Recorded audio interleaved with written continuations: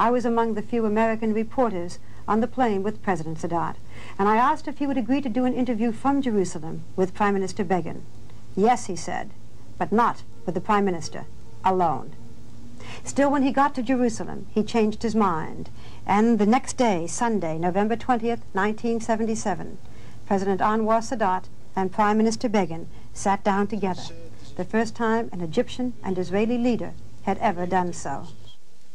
The two men obviously seemed to hit it off together. The interview had its humor, but it also had its moments of tension and disagreement. Will you invite Prime Minister Begin to come to Cairo? We shall be discussing this tonight. May I ask, if you do go to Cairo, since you have had these meetings, what you would expect to accomplish there, again, other than the psychological?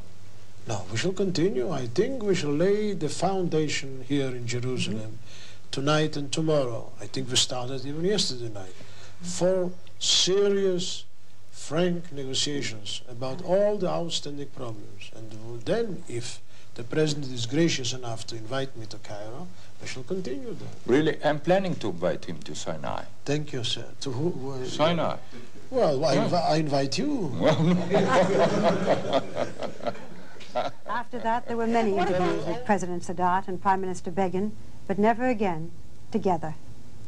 And then there were the shuttle trips, the arguments, the pleading, the disappointment, the disagreement, and finally, the Camp David agreement.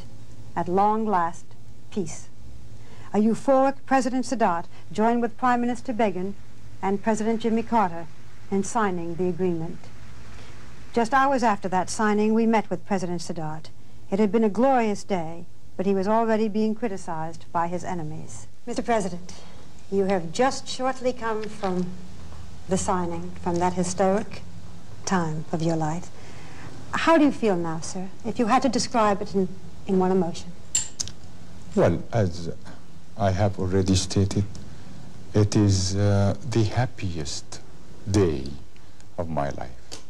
Mr. President, if anything happened to you, if God did take you away in your time, as you say, would this treaty stand? There are many who are worried that it would not if you weren't here.